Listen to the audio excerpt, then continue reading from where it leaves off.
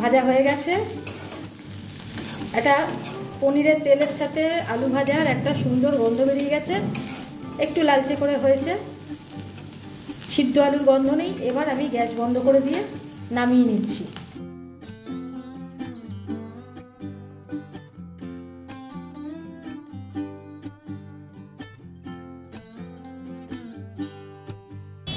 নমস্কার, আসান কুক টুরে আপনাদের স্বাগত। এখন আমি পনিরের তরকারি রান্না করব, দেখুন কিভাবে করছি। আমি পনির নিয়ে নিয়েছি 200 গ্রামের। এটা আমি কেটে নিচ্ছি ছোট স্কোয়ার করে।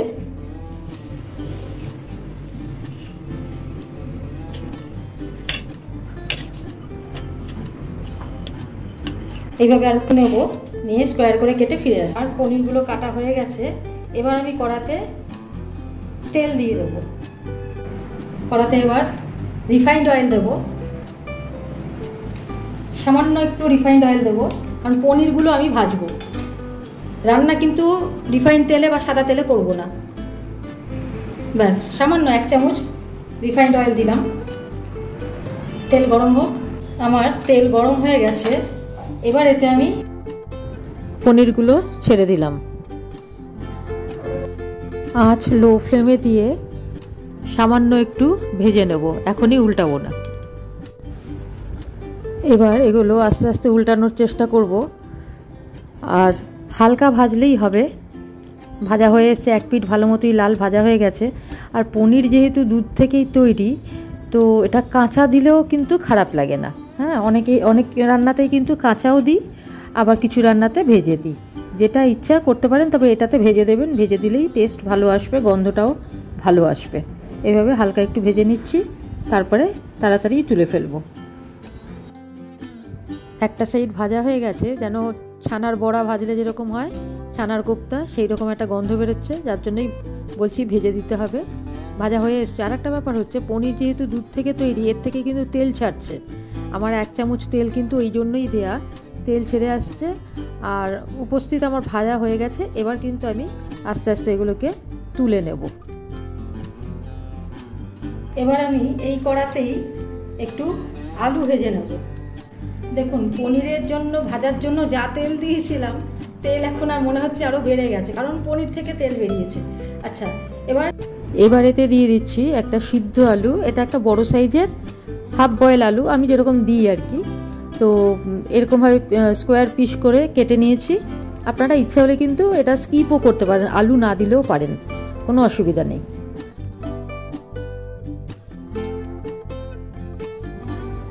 এবার এতে সামান্য একটু নুন দিয়ে দিচ্ছি।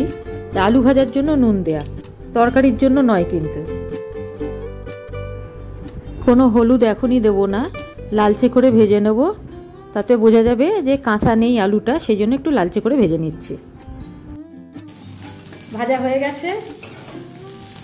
এটা পনিরের তেলের সাথে আলু ভাজার একটা সুন্দর গন্ধ বেরিয়ে গেছে, একটু লালচে করে হয়েছে, সিদ্ধ আলুর গন্ধ নেই। এবার আমি গ্যাস বন্ধ করে দিয়ে নামিয়ে নিচ্ছি।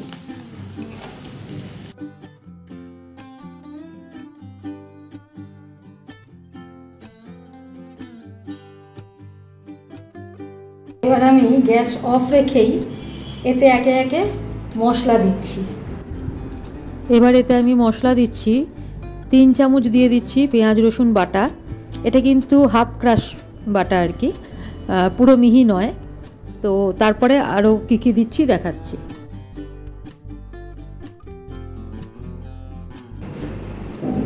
আদা বাটা ছোটো চামচের 1 চামচ দিয়ে দিচ্ছি। 2 চামচ টমেটো বাটা। এটা কিন্তু ইচ্ছা হলে 2টো গোটা টমেটো বাটাও দিয়ে দিতে পারেন, ঠিক আছে, মানে গ্রেভিটাকে গাঢ় করার জন্য। তো আমি এখানে 2 চামচই দিয়েছি। এটা নিজের স্বাদ অনুযায়ী করবেন, বেশি টক খেতে চাইলে বেশি দিতে পারেন। জিরে গুঁড়ো হাফ টিস্পুন, এটা অর্ধেক হাফ টিস্পুন ধনে গুঁড়ো দিয়ে দিলাম।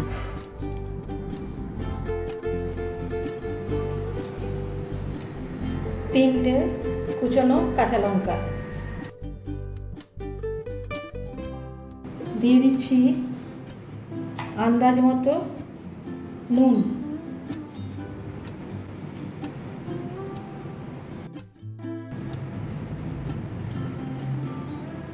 শুকনো লঙ্কা গুঁড়ো ছোটো চামচের 1 চামচ, আন্দাজ মতো দিয়ে দিচ্ছি হলুদ,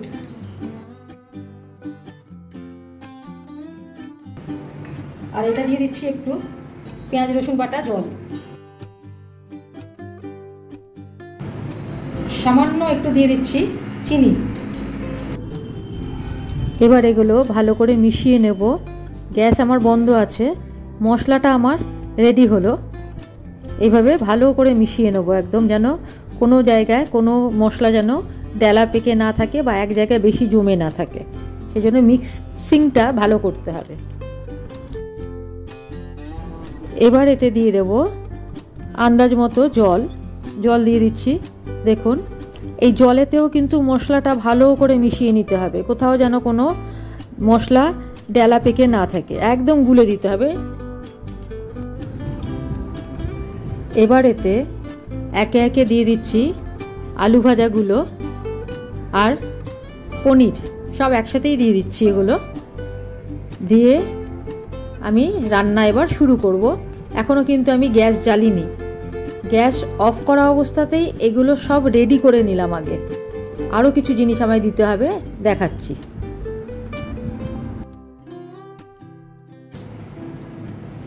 দিচ্ছি একটু গরম মশলা গুঁড়ো, এইবার দিয়ে দিচ্ছি উপর থেকে 1 চামচ কাঁচা সর্ষের তেল।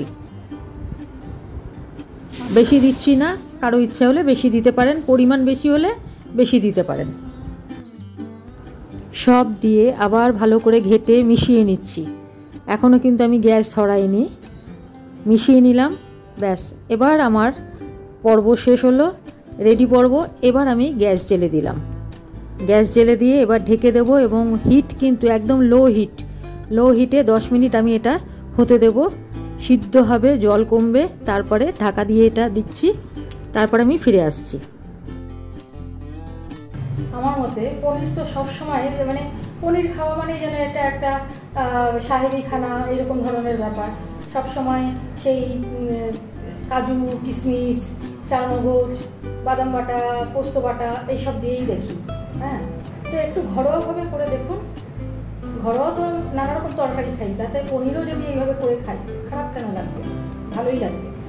আজকে সেরকমই খুব ইজি একটা প্রসেস শিখিয়ে দিচ্ছি, খেতেও ভালো লাগে।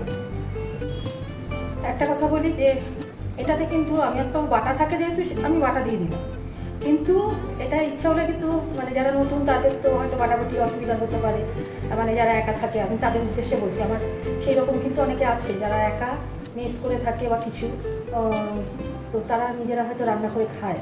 হ্যাঁ, তো সেই জন্য বলছি পেঁয়াজ কুচিয়ে নেওয়া যাবে, আর গ্রেটারে আদাটা আর রসুনটা একটু গ্রেট করে নিলেও হবে, ঠিক আছে। আর তো লঙ্কা তো ওরকম দুটো লঙ্কা আমি দিলাম তাই লাল রঙ করার জন্য, কিন্তু কেউ কাঁচা লঙ্কা এরকম দিয়ে দিতে পারেন ঝাল যদি না খান। আর কাশ্মীরি লঙ্কাগুলো দিয়ে একটু লাল রঙ করে দেবেন, লাল রঙ যেটা আর সেটা করে দেবেন, হয়ে যাবে। এটাই আমার বলার ছিল। তো কেউ ইচ্ছা করলে কিন্তু আলুটা স্কিপ করতে পারেন।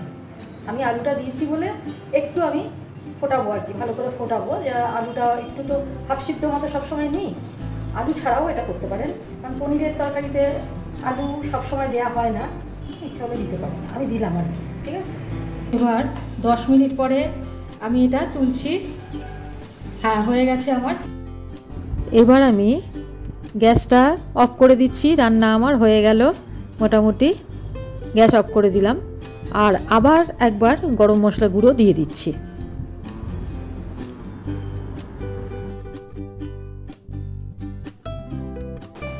লাস্ট অল্প একটু ঘি দিয়ে দিলাম, দিয়ে এবার একটু ঘেটে নেব, মিশিয়ে নেব ভালো করে। ঘিটা গরমে ভালো করে গলে যাক, মিশে যাক। 1 মিনিট স্ট্যান্ডিং টাইম দেবো, তারপরে আমি প্লেটিং করে এটা দেখাচ্ছি। আমার রান্না কমপ্লিট। দেখুন, অবশ্যই বাড়িতে বানাবেন, করে দেখবেন। এটা কিন্তু দমে রান্না করলাম, কি করলাম জানাচ্ছি। আমার পনিরের বাটি দম রেডি টু সার্ভ।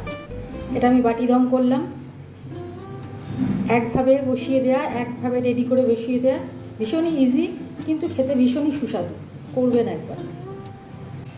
পনিরের বাটি দম করবেন, কেমন লাগলো কমেন্টে জানাবেন।